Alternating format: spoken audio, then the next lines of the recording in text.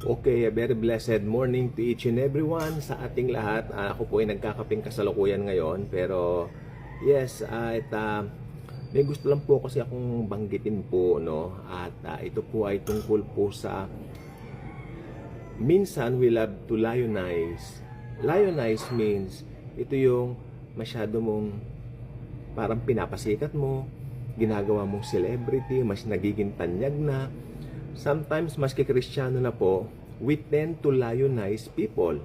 Okay, personally po sa akin pong experience, meron pong isang, parang tita na po namin siya, no?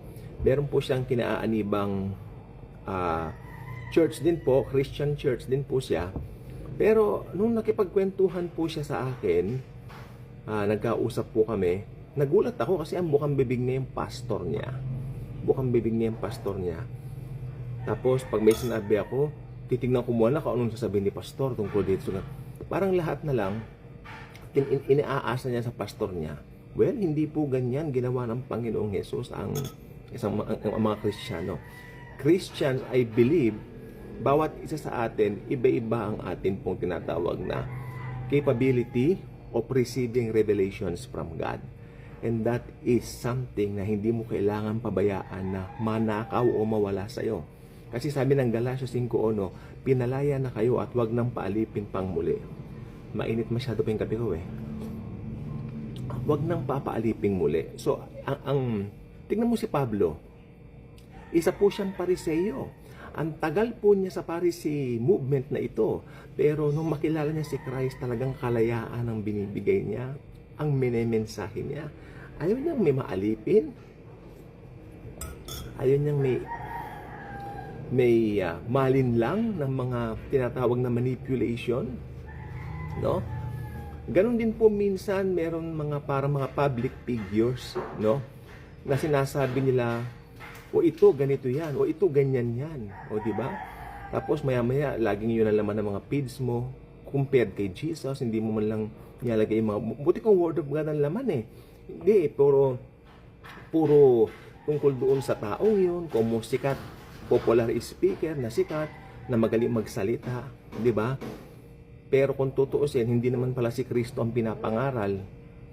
Bagkos anong tawag dito? Ito po ay nakikipag-connect sa politics rather than Jesus Christ, no? Alam, pag nasa grace ka na, madali mo itong ma-discern because Jesus gave us the gift of discernment. Okay? Alisin natin yung paglalayonize ng mga tao, no? Na parang bilib na bilib kang masyado. Kung totoong si Kristo ang ipinapangaral nila, gayahin mo siya, ipangaral mo rin si Christ. Huwag mong ipangaral yung tao na nangangaral. Si Kristo ang ipangaral mo. The true Christianity means Jesus Christ. And the central figure of it is Jesus Christ alone. Hindi pwede yung mga nagsasabi, kasi may mga ibang lumalabas, nagiging popular. Okay? At yan po sa daigdig ng social media ngayon, kahit sino ngayon pwedeng maging popular ng instant, no? At lalo na pag mayroong mga advocacy, mayroong mga ipinaglalaban, pakinggan mo yung message, lalo kung nagsasabing Kristiyano. Nagsasabi silang Kristiyano pero hindi mo maririnig yung finished work ni Christ sa kanilang pangangaral. Bagkos, sinasabi nila, I have faith in God, puro yung sarili. Minsan iwasan po natin to sapagkat ito po, makinig po kayong mabuti. Ito po ay danger para sa ibang tao dahil sa halip na mapunta kay Kristo ang credit, sa halip na mapunta kay Christ ang atensyon na pupunta rin sa taong yaon. Okay? And bagamat alam niyo po ang sinasabi ko, recently sa mga feeds, alam niyo po ang sinasabi ko na puro yung taong yun ang laman, no? Ng social media. Pero alam naman natin may masamang nangyari sa kanya and I'm very sad for his family. Hindi na ako magbabanggit dito. Pero sometimes na-lionize masyado yung taong yun. Pero sa tingin ko, mas ipinapangaral niya, para sa akin mas ipinapangaral po niya yung advocacy niya. O sinasabi niya, I have faith in God, pero yung sasabihin niyang directly, yung gospel, sinasabi niya sa tao, I don't think so. Kasi, Ang tanging makakapag-save sa tao yung ginawa ni Kristo sa cross. And it's very important sapagkat yung ginawa ni Christ sa cross, yun lang ang basihan at ang tanging pwede maging sukatan ng salvation ng isang tao.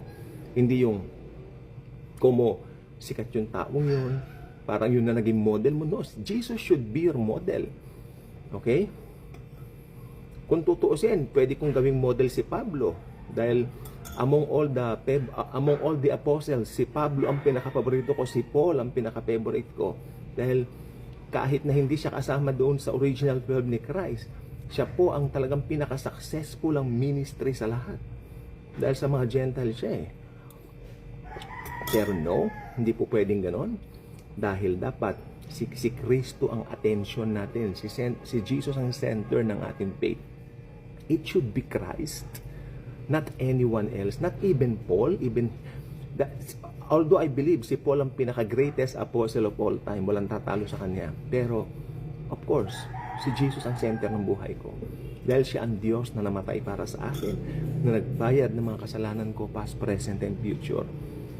No other man can do that to me. Walang ibang taong pwedeng gumawa niyan sa atin kahit kanino, kundi si Kristo lang. Okay? Ibalik natin kay Jesus ang focus. Do not be religious. Maraming religious. Galit na galit sa atin ang mga religious.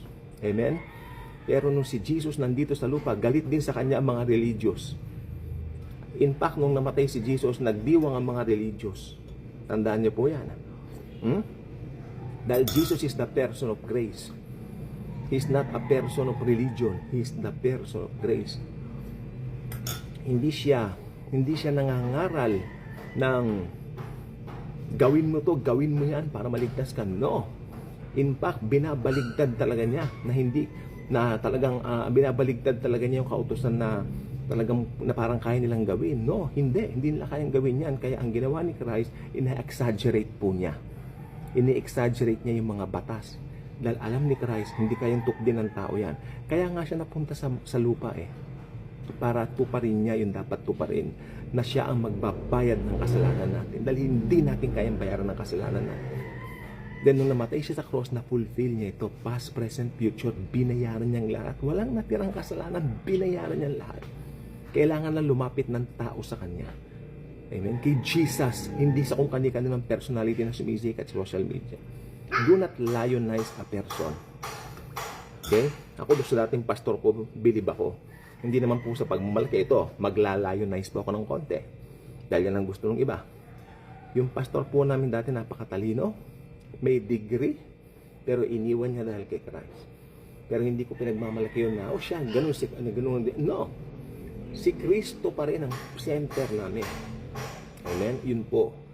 Mahusay po magturo yon. Maraming sikat na mga ngaral ngayon dito sa Pilipinas, pero mas marunong po yung pastor namin.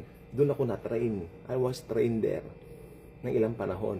Hindi lang kami nagkasundo sa ilang detalye, hindi po sa doktrina, hindi ilang bagay na personal hindi ko rin nagustuhan, no? Pero sa kanyang pangangaral at ministry, 100% marunong po talaga siya, no? Yung mga ibang pastor na na-meet siya galing ng Amerika, nagulat sa kanya.